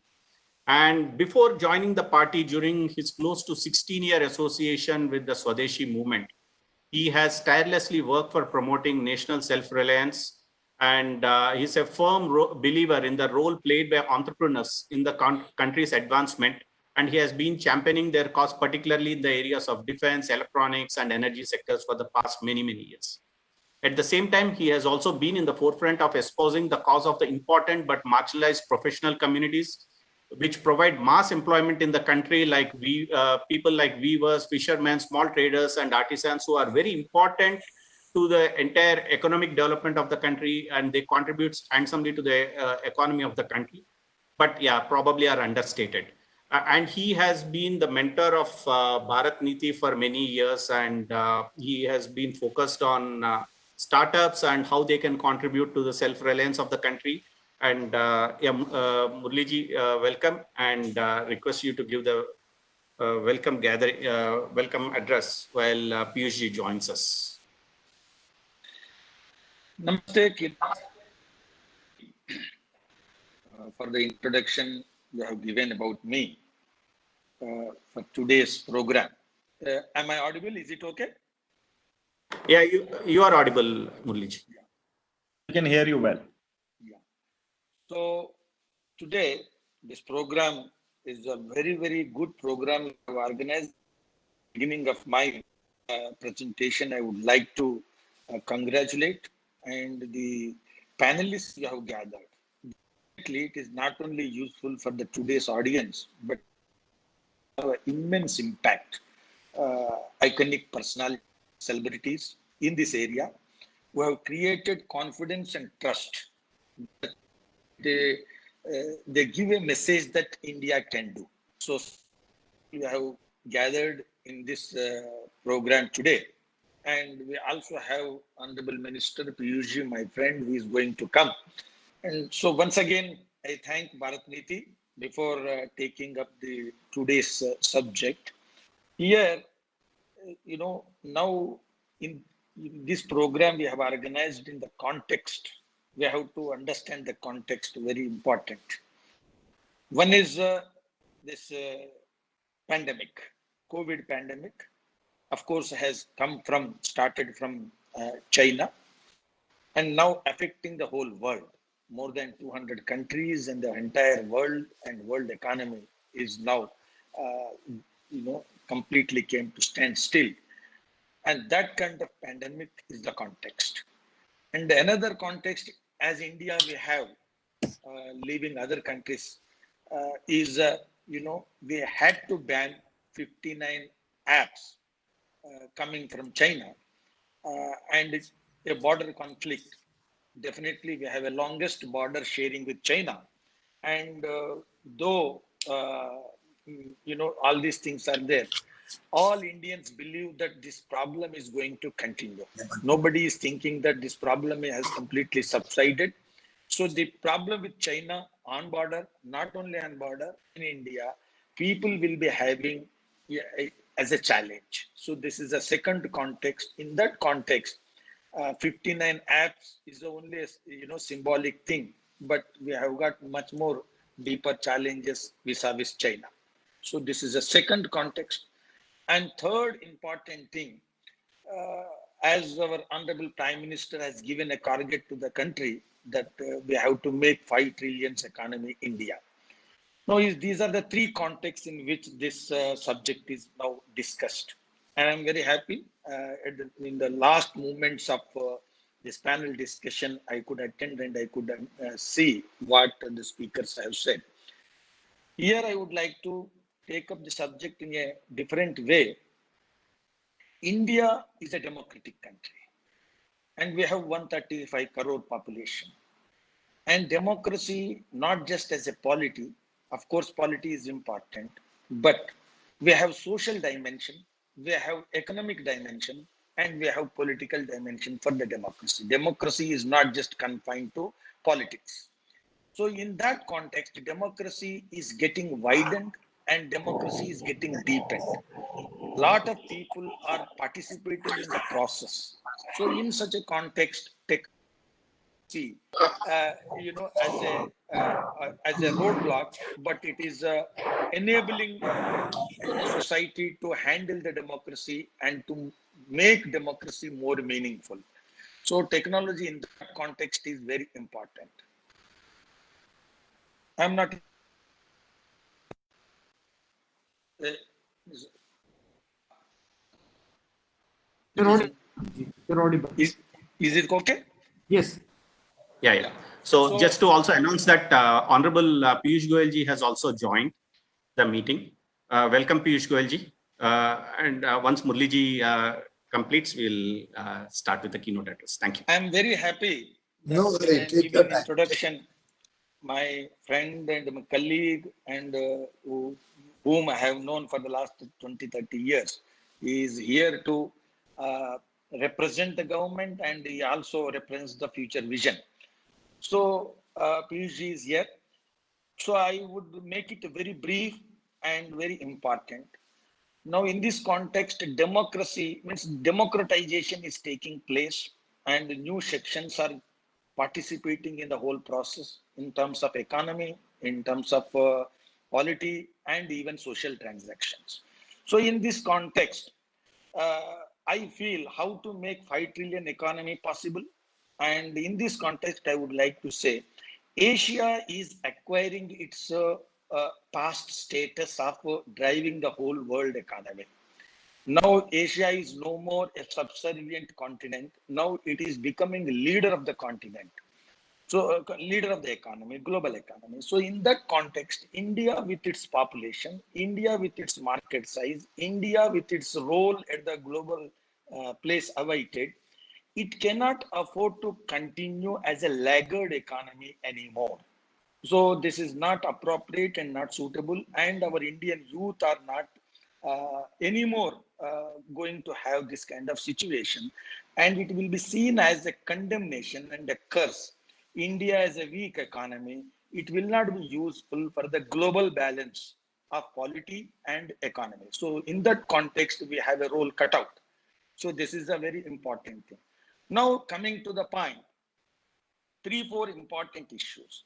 I feel COVID, of course, is a pandemic and it is affecting, and many people are having difficulties and suffering. But I take it as a boon. As Honorable Prime Minister has said, post-COVID world will be, a completely different world. So that kind of challenge has been, offered and it has come to the world and particularly to India. So post-COVID India has to be completely different. So in that context, digitization of India is going to be the important mantra, and the population, the people are ready and they are ready to absorb, and technology absorption capacity of the Indian society is, for me, I have seen the whole world. So it's completely high, means comparatively to any country, our capacity to absorb technology and to use technology is very high, whether educated, semi-educated or uneducated, irrespective of the background. So in this context, after COVID, as our panelists have suggested and everybody is talking about, we have very important challenging sectors. One is definitely Indian market itself is the sector which is going to have a lot of digitization, digital transactions. And Indian market is a huge market. In this, definitely startups have a role. And then agriculture is a big economy, and the Indian economy without agriculture cannot be conceivable. And the Indian agriculture can feed, and the Indian government can feed the whole world by helping the poor countries by providing the food. Even freely also we can, as a leader of the world, we can play a role in feeding the world in coming days by changing the agriculture, by reducing the wastage, and by introducing the technology and automation at all levels, at the farm level or transportation and cold storage, warehouse and processed food everywhere. So agriculture is going to be a very important sector awaiting for the startups. And then I feel 135 crore population health sector. Politics in coming years are not going to give anybody a chance, any political party. So in coming days, health is going to be discussed in every house as an election issue and electoral issue. Nobody can, no political party can ignore health infrastructure and health service deliveries. So in this context, again, definitely this is another technology area where we need a lot of investments and lot of startups coming and helping the economy. And definitely, again, education is a boom sector. And in India, education is adored, worshipped, and even uneducated parents, they want education, formal, informal, and semi-formal. In all aspects, technology has a role, and in that startups are definitely there. And again, you can go to entertainment and other sectors. So in this context, now the disruption which has taken place at the global level and at the Indian level, this is going to help, in fact, in my view. So in this context, capital is an important challenge where we have to generate the capital, private capital and government encouragement to the capital generation. And in this context, long-term funds, definitely Indian insurance companies, these are going to be a very important questions before the government. And second important question we have is definitely what is the tax incentives? Here, Honorable Prime Minister, what he has said in the context of inviting the foreign investment means becoming destiny for the foreign investment. State governments will have to be incentivized. And means state governments have to be, created a kind of competitive model because we have a federal government and the role of the state governments are very important. So the role of state governments and the role of central government and how they can incentivize the startups and innovations in technology innovations, this is going to be an important question and government and ministers can answer. But definitely the Indian society is eagerly waiting for that. And third, very important, what is the kind of tax infrastructure which we are going to create and tax incentivization which we are going to create? Definitely these are the three steps where government has a role. And we have, India is an entrepreneur society, entrepreneur nation, and we have led the whole world because of our entrepreneurs in the past. And now again, we can capture that spirit and become a leader only with the help of entrepreneurs. State entrepreneurship or state enterprises cannot play a role. They may play a role, but they cannot become a monopoly. So in this context, we have today, Bharat Niti has organized a very important program at the important time. And we have Honorable our Minister, Piyush Goyal, who is a Minister for Commerce. And in this context, where is the import substitution, where we need, and in the other matters also, how we can. So definitely we are all waiting. And BJP as a political party is interested in creating this kind of revolution in the spirit, revolution in mind, and afterwards revolution in reality. So transforming the society. Thank you, Bharat Niti people, for organizing this program and also inviting me to give the introduction for this program for this, concluding as part of the webinar today and with all luminaries in the panel. Thank you. Stating how startups can contribute to various sectors of the Indian economy to create and lead us to the $5 trillion goal in the next 5 years. Now we have our keynote speaker and Honorable Minister for Commerce and Industry and Railways, Shri Piyush Goyal. And before I give a brief introduction to him and how he is the most suited person to address this particular event, Piyush, in the last 1 hour, we had our distinguished panelists, Shri Mohanda Spike, Shri Raju, Shri Prashanth Pratash, and Shri Sasha Mirchandani, share about exactly at a more detailed level about how startups can contribute to our goal of reaching 5 trillion GDP by 2025 and what are the issues that we are facing in terms of pulling up the capital and how can government and the academia help in helping us reach those goals. And we will share those details with you in a couple of days. But while doing that, I would like to give a short introduction of you. While people don't need you to be introduced because you're one of the most popular ministers in the current government, but a few of your accomplishments to connect with today's event. So Shri Piyush Goyal ji, who's the current Minister of Railways and Minister for Commerce and Industry in the Government of India, and is also the Deputy Leader of BJP in Rajya Sabha. He has earlier handled many other portfolios which are of significant importance to the national economy, which are energy, finance, coal, power. And prior to that, he has worked on many important sections for the party, where he was not only the treasurer, but he also oversaw the BJP's information communication campaign and the publicity and advertising campaign of the party, particularly the social media outreach for the general elections 2014 and even in 2019. But what connects him really is his credentials, and which particularly his academic credentials and his career with the finance industry, where he worked as an investment banker, and he also served on the board of India's largest commercial banks, the State Bank of India between 2001 and 4, and Bank of Baroda between 2002 and 2004. And he was an All India second rank holder in CA final and second rank holder in law. So encompassing the entire breadth and stretch of finance, law. He is also been a standing member of the Standing Committee on Finance and the Consultative Committee for the Ministry of Defense. And he is an active member and part of the managing committee of Indian Merchants Chamber. And apart from that, as we have seen with many of our panelists, he is also a multifaceted personality and is involved with various NGOs in the diverse fields such as tribal education and welfare of the physically challenged. Welcome, Piyush, and it's our privilege to have you address this gathering. Piyush, it's yours. Thank you very much, Kiran Chandraji. Thank you, sir. My senior colleague and good friend Muralidhar Rauji. I see a number of friends on the call here.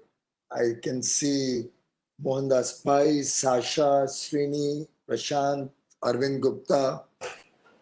Thank you very much for giving me this opportunity to connect with startups, particularly in the context of Atmanirbhar Bharat. And thank you very much for also deliberating on how these startups can play a proactive role in making the dream and the commitment of a $5 trillion economy in the next 5 years a success.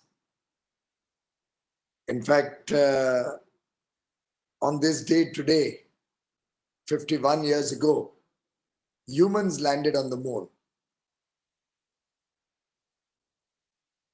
And I think there cannot be a better example of a startup than that. Who could have imagined that humans can land on the moon? Everybody thought it was impossible. But it took human determination, ingenuity, creativity, and that spirit of inquiry, which leads to innovation, which leads to a dream. And in a way, President Kennedy had set this target before his nation that we will land a human being on the moon. Similarly, Prime Minister Modi has given us this mission to be self-reliant, to bring in our best foot forward, both in government and particularly our young entrepreneurial talent. And I have no doubt in my mind that we will succeed. Of course, unless we have a target, a clear goalpost, you'll never make that effort to achieve your true potential. And therefore, as Swami Vivekananda said, you are the creator of your own destiny. And the nation today has decided that we will create a good destiny for our children, for our future generations. Ultimately, when we talk of a $5 trillion economy, we are looking at poverty alleviation. We are looking at a better quality of life for our 135 crore Indian brothers and sisters. We are looking at ensuring all the basic amenities are available at affordable prices of good quality to our fellow citizens. And ultimately, inclusive development, development which reaches the last man at the bottom of the pyramid, is our collective mission, is our collective desire.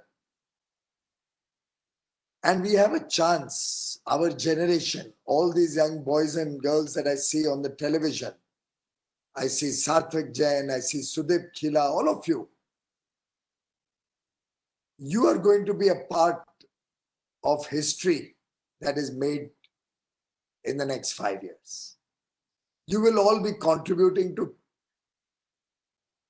authoring the history of India when it is written that this was the cusp when India transformed from a developing economy to a nation of skilled, intelligent, hardworking, creative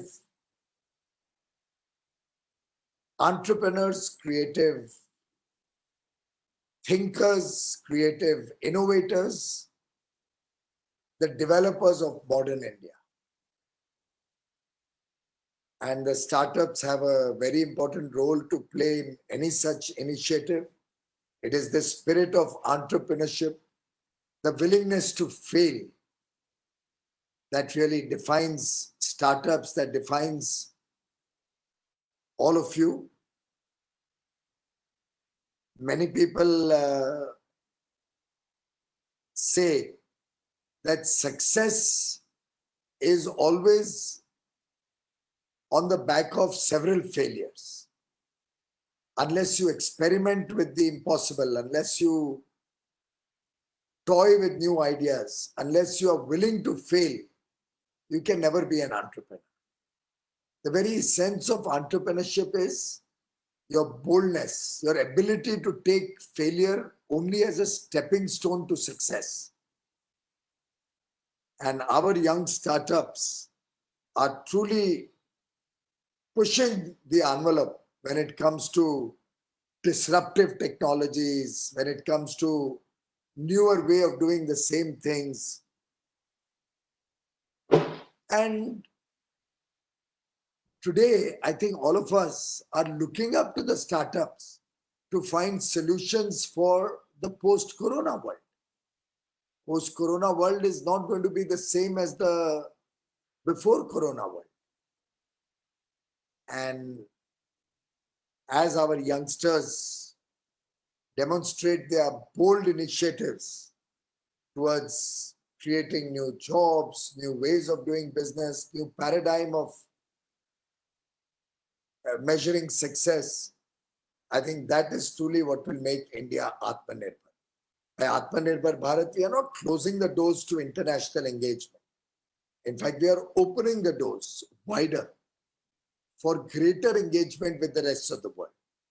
Because we all collectively believe that India should be a provider of high quality products manufactured at competitive prices or services of high quality carried out at very, very competitive and affordable costs, and become the provider to the world at large scale, which will not necessarily mean that we will not be a part of global value chains, be a part of global engagement. We'll actually further increase our global engagement. But we'll increase it from a position of strength, from a position of confidence, from a position of power that we are second to none. And I'm sure each one of you, particularly those engaged in the startup ecosystem, are going to play a very important role as you go forward. In fact, I'm sure when you start your work as a startup, you always ask yourself 3 questions. Why am I doing it? What the results might be? And will I be successful? Now, it's not something that we devised today for the startup world. These are questions that have been the same for centuries, not only in India, but the entire world. In fact, I'm told Chanakya had also, while describing entrepreneurship, used the same 3 questions. And I think the answers to all 3 come out of our work. We are doing it to find solutions or a better way of doing things. The results might be successful, the results might not be too good. But my commitment to succeed will never waver. My commitment to find a solution will never be undermined. And that spirit, that confidence with which we engage in whichever field each one of us may be working, is what takes us forward, what strengthens our chances of success, reduces our dependency on imports in the long run, makes India a competitive player of high quality goods and services in the world, helps us to not only provide to the world, but meet the needs of 135 crore Indians, a huge market that is already available with us, which we are not able to serve fully, but are leaving open to international products, very often for very, very unnecessary items. And no goal is impossible. I assure you, ladies and gentlemen, your collective effort in your own way, in whichever business, whichever activity you are doing, will always lead to success. Some may take longer, some will be faster. In government, we are very conscious that the country needs rapid growth. Prime Minister Modi launched the Startup India movement on 16th January 2016. And his aim was to develop products and services which are world-class in India.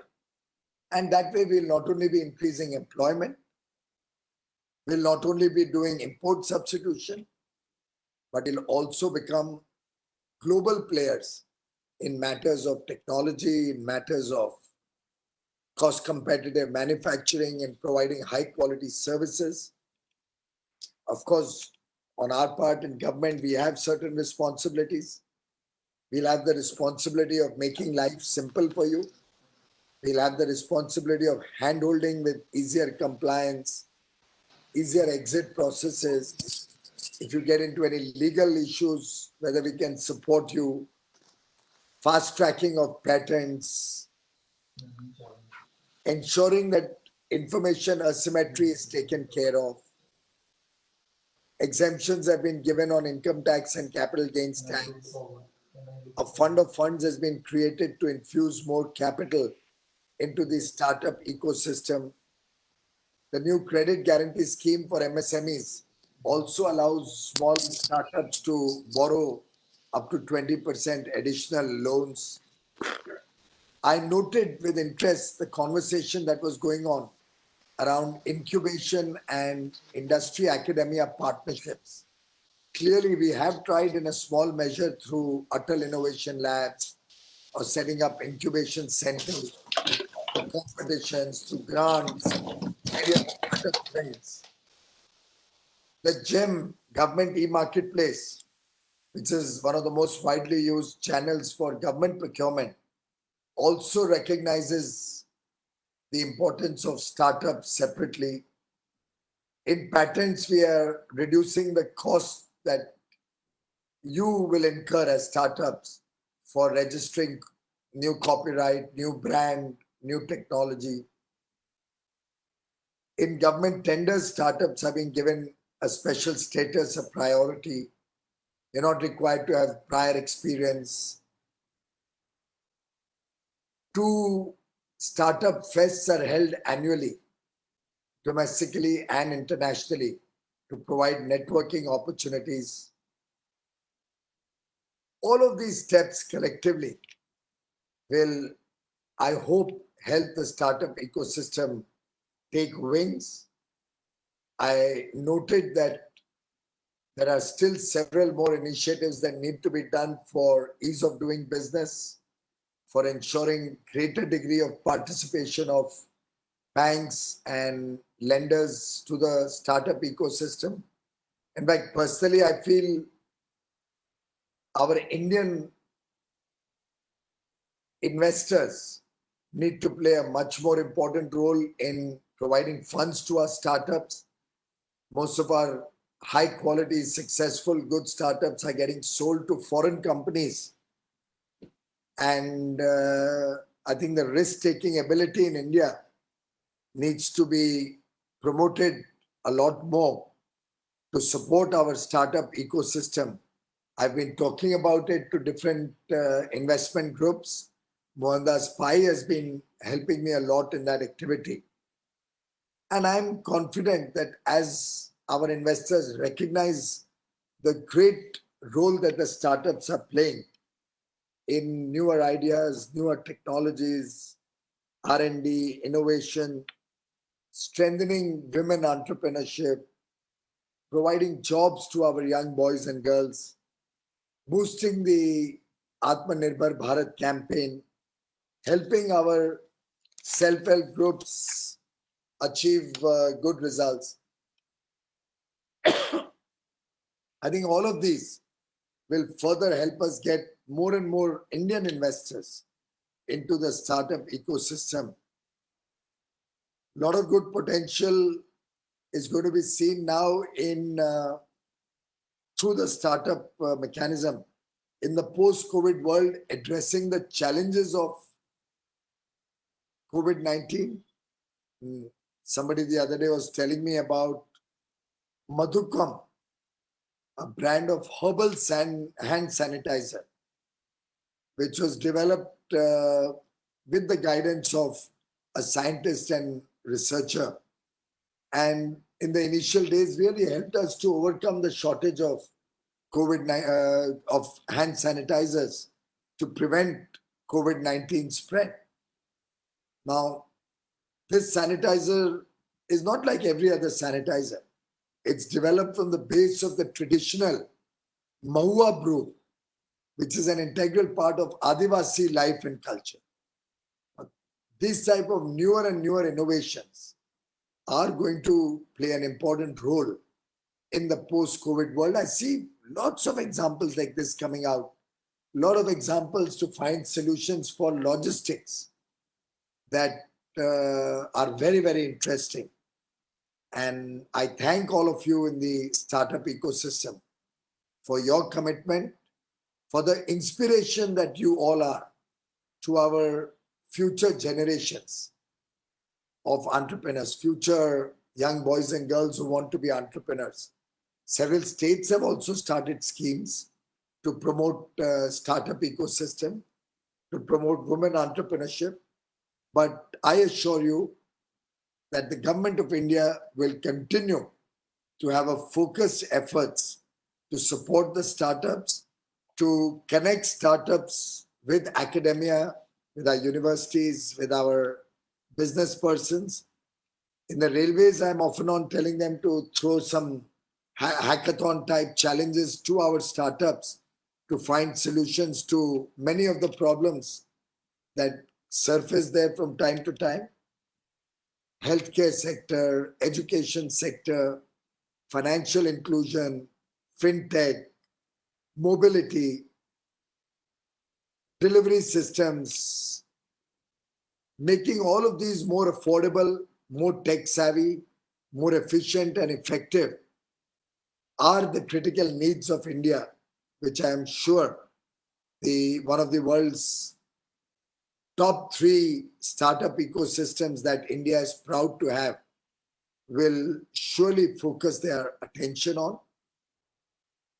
The mission that all of you have embarked upon is certainly very, very inspiring for a person like me, and will certainly go a long way towards the success of Atmanirbhar Bharat.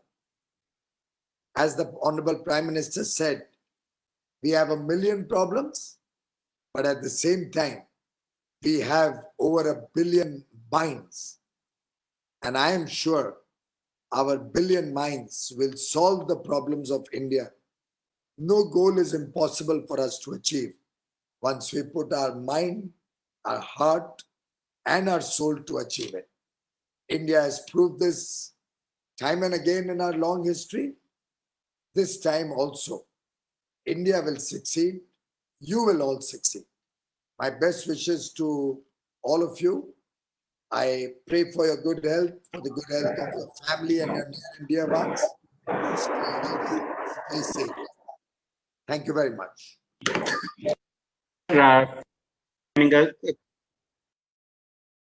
Sorry. Thank you. Thanks for reminding us again as how we have a billion minds to solve the millions of problems, and how startups can fuel goal of building Atmanirbhar Bharat, and at the same point of time helping the various diverse sections of our economy reach their aspirations, including women and other sections of the economy. Sir, we'll take a quick 5 minutes where some of our panelists will give you some quick suggestions that have been discussed in the panel discussion. I would request Arvind Gupta ji to lead that 5-minute discussion. Thank you, Karan. Honorable Piyush ji, always nice to hear your views. And I know that you have, always given a very, very patient hearing to the startup community. We have, over the last 2 hours, deliberated with a very, very esteemed panel. Some of them are very well known to you. And they have come out with certain suggestions. So if we can take another 5 minutes of your time, they would like to give you those suggestions for your consumption, and see whatever feels the right merit to get them the right policy push. So I would request the ever-present Mohanda Spike to start off by giving a few suggestions to you, and then Srini, and then Prashant. Great job. You've been a source of inspiration for all of us, and we have worked with you. Now, again, I want to go on public record to say we want 4 things now. A 50,000 crore Atmanirbhar program for startups. This migrant 50,000 crore program. You have the 50,000 crore program for MSMEs that Prime Minister has given, very large vision which will transform India. So we want a 50,000 crore program for startups. What does it constitute? What we need is a large vision for the Prime Minister to say he wants to see 50,000 crore of investment into startups from Indian capital. So that will be the large vision. Second, we will have the insurance companies to start investing. I know you're working on that.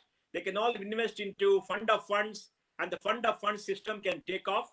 So that will, maybe 10 to 15, 20,000 crores can come from there every single year. There is latent demand, and that is very important. You must reduce the barriers for private investment into startups. We've been talking to you that the capital gains system of this country is very perverse. You invest in the stock market, you pay only 11% after 1 year as long-term capital gain. If you invest in unlisted stocks, you have to pay 28%. 28% because 20% plus 37% surcharge. And this is after 2 years. And if you look at data, the 2017-18 assessment year, the data is available. Out of 45 lakh crores of total income declared for taxation, where government collected 9 lakh crores, capital gains income was only 67,000 crores. 67,000 crores, long-term capital gain income of 67,000 crores out of 45 lakh crores. Please get long-term capital gains on all assets abolished. And if you is that 5 years, 6 years, the level playing field will come and we'll see a lot of money because this is a high-risk area. We need a lot of money. And even for gold, for example, why should India import gold? We got 30,000 tons of gold. The gold prices globally is very high. Why can't Indians sell the gold and reinvest? I think there's something. And the last point which we want is research in education. You know, the new education policy has got a suggestion for creating a national foundation for research and give them 5,000 crores a year, 5,000 crores a year non-lapsable fund. This will kickstart the innovation in all the universities across on a competitive basis. Right now, the total research funding is only 1,500 crores. Kickstart is 5,000 crores. If these things are done, I think by 2025, 2026 now, because we lost this year, will be $5 trillion, and we'll see an explosion of innovation, and all these young minds will solve India's problems. Thank you very much. Thank you, Mohan. Can we have Sasha, if you're still there? Sasha, can you give a comment or two to Honorable Minister Piyush Goyal ji? So, Honorable Minister, thank you for your time this morning, this afternoon actually. I wanted to compliment the government on all the initiatives. I've seen many governments come and go over the last 10, 15, 20 years since I've been in the ecosystem. But the effort you all have taken is, for me, half the battle won. And your attitude to actually fixing things, listening to advice, taking things forward. So I think that's just fantastic. What I would like to request is what Mr. Pai had said. You know, Karnataka has done a great job as a state. How can we replicate that into the other states like Maharashtra, etc.? That will be very helpful to have every state actually the engine really moving in a positive direction. Thank you, Sasha. Piyush, we had discussed it at length during the panel discussion that we have seen a lot of healthy competition in the digitization schemes, the Digital India scheme, and we need to see a similar competition, a healthy competition among states. And Karnataka has done some lead in that, but many other states should come forward and understand the value of creating innovation ecosystems and adequately funding them and backing it with research and whatever other grants are possible. So that's what I think Mr. Mohanda Spike had referred to, and now Sasha is saying the same thing. Next is Prashant, if you can go next, if I can request any comments that you want to make, Prashant. Yeah, thank you, Arvindji. Thank you, Piyush ji, for your continued energetic and steadfast support to the startup ecosystem. I think just 2 points. One is just reiterating the participation of the central and the state governments together in this effort to, do more grants to startups. So I think a lot of these challenges that happen or hackathons, they need to be backed by significant funding if some of the outputs of that are found to be transformative and innovative. There's no point having all these hackathons and challenges if it's not backed by a good amount of money. Piyush, so hope that through MITI and through some of the other organizations, there will be at least a few 100 crores per state collaboratively set up for these challenges. The second point is related to the agri sector. I think there is a lot that has been talked about India being the next salad bowl of the world. Not only can we supply more and more fresh vegetables and fruits for the country here, but globally. And for that, I think the collaboration for transportation between the farmers with the new farm to anywhere legislation changes and the participation of the railway industry there to facilitate smooth and efficient transportation of fresh vegetables and not just the other non-perishables that's been happening. I think there is a lot of potential there, and I know that that's something that you have in mind, but I think this is a great time to bring that back on the table and facilitate transnational use of railways for efficient transportation of fresh fruits and vegetables, and thereby increasing demand and output prices for farmers. Thank you. Thank you, Prashant. Piyush Prashant is with Axel Partners, one of the biggest venture capital firms in India and globally. So that was his brief introduction. And lastly, I will request Srini, Mr. Srini Raju to come in and give his suggestions and remarks. Piyush Srini has been very active in the with the Sri City project, and he has very passionate about electronic manufacturing and the whole manufacturing industry around the IT and electric vehicle space. Namaste, Piyush. Yes, I would like to give a few suggestions which are limited to your ministry. One of the main things that I keep advocating, I mentioned to you a few times when I met you in the past, is that import substitution. We have the ability, but we are not able to do it. So if I may request you that you allocate one officer to take responsibility for $1 billion of import substitution. Let's say we take a target of $100 billion. Somebody says that, okay, this is your responsibility. How do you make it happen? They will work with the industry, they'll work with the government and many other people. But today the issue is that we talk, but we don't have the people on the ground to execute what we intend to do. That's one suggestion from me. Second thing is, we have set up SEZs across the country.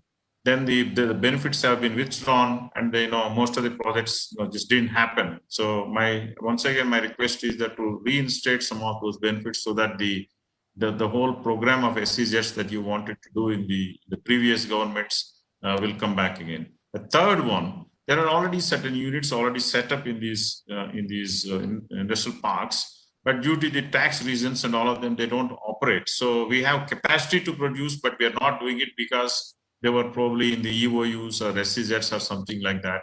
And the capital that has been deployed is going waste. So we should find a way of making them to sell their goods within the domestic market. So while the other panelists have given very valuable suggestions across, I've been focusing on the market that already existing in India today. How do we meet the demand from the Indian products and services? Thank you, Srini, and thank you for Piyush for giving us the time to summarize all the suggestions and thoughts that the different panelists had. If you would like to say something, Piyush Arvind ji, ऐसा है, एक तो मैं chat भी पढ़ रहा था. There are a few comments on the chat which also you may like to compile and send across. Absolutely. Somebody has written that MSME 20% funding he's not getting, though he's eligible. His turnover is up to 100 crores and his borrowing is up to 25 crores. So if there are any such genuine issues, we must know about it. But I think all of these suggestions are very good. Of course, Mohanda Spike is in direct touch with the Honorable FM also. And I believe he has made some of these suggestions to her about the Atmanirbhar Bharat funding through Indian capital and capital gains tax. But what interested me most in his comment was about the golds, the selling of gold and investing. We have all been struggling to work out some gold monetization scheme, which works.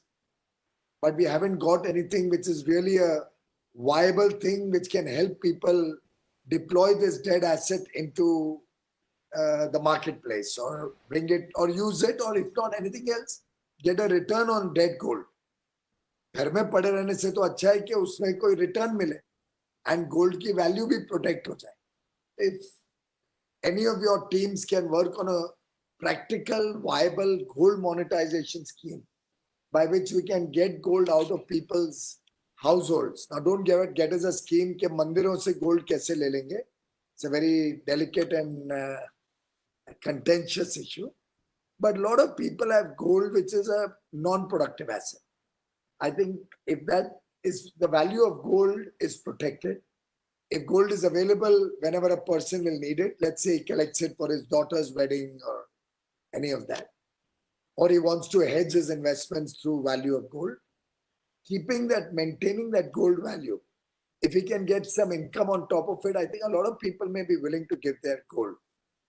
And we can save a lot of foreign exchange, protect the value of the rupee, and strengthen the economy. So, Mohandas, if you can take a lead and give us some good ideas with more specific details, I think that will really help us. Sasha and Prashant both talked about the state's participation. Good points raised there. I agree that hackathons have to be backed with business or funding once the original idea gets accepted. I will also talk to some business persons. It's one possibility, Mohandas, Sasha, all of you may also like to consider is whether we can have a group of few people who actually reach out to large, wealthy, high net worth individuals or promoters of large companies to see if we can create a pool of domestic capital, which is run independently and honestly, not literally, it could be an investment vehicle which is industry wide. It's not a for-profit kind of company, but whether there can be some way to pool this capital of people and see that we protect our unicorns and our startup businesses from just going into the hands of foreigners. Of late, it has taken an even more important dimension, as you are all aware. I like the idea of Prashant about better logistics support for fresh foods and vegetables, perishables. Maybe, you might be aware that FM announced the Kisan Rail. We have started parcel trains in about 109 routes. We've started bringing back the parcel vans that used to be there in the passenger trains earlier. So if anybody can help us work out how the whole ecosystem will work, not necessarily through subsidy, but on a standalone viable basis. In the long run, that's the only thing that works. But how the goods can be quickly loaded onto the train, quickly unloaded, what kind of infrastructure will be required at the origination and destination points, which are the typical routes, what are the products, what will be the kind of packaging, can there be palletization so that goods move seamlessly from truck to rail and then rail back to a tempo or a truck or however. If an entire ecosystem can be created around there, the railways is looking for business desperately. We've almost doubled our freight train speeds in the last 3-4 months. During the COVID period, since passenger trains are not working, we have used that time to double our speed of freight trains. So now a train which would take goods to Guwahati from Mumbai or from South India in 70 hours or 60, earlier in 6 days, is now doing it in 48 to 70 hours, depending on the distance. It's almost we are at half the amount of travel time. A lot of perishable products, particularly on short distances, let's say Nasik, Mumbai, Bhiwani to Delhi, or the neighborhoods of Chennai, Rameshwaram to maybe Madurai or whatever. If we can have this ecosystem created with packaging and loading, unloading, the entire thinking behind it formed up, the railways will be delighted to participate in any such effort. And I like Srini's idea about allocating officers, giving them particular responsibilities to focus on a sector or on items if you are responsible for this. Actually, we've been working a lot on import substitution, economies of scale, quality standards in the last few months. But we have a long way to go. I can promise you that we have really, really a long way to go. But I'll take this forward. I'll see if we can get some more officers with a personal commitment to pick up certain products and certain ideas. And let's see what comes out of that. Srini also spoke about old capital lying dead with SEZ, EOU units, capacities created, not being put to use after the sunset clause of SEZs, or not much demand for that real estate today. Now, reinstating benefits of SEZs, I don't think I may be able to manage that. It's beyond my remit. And I think that's a part of a series of decisions that have been taken recently to ease business and make it simpler with not too many laws and not too many different dispensations and tax laws. But I do appreciate that we cannot let capital get wasted. We'll have to see how this can be, it can be made easier to redeploy these assets, maybe by refunding whatever is the taxes or the benefits that they've taken but not yet fulfilled their commitments, or some such way, if we can get these assets back into public use. But I'll certainly give all these thoughts and any more that you may send our best consideration. And I once again thank all of you for your very active participation. Thank you, Arvind. Thank you, Honorable Minister Piyush Goyal.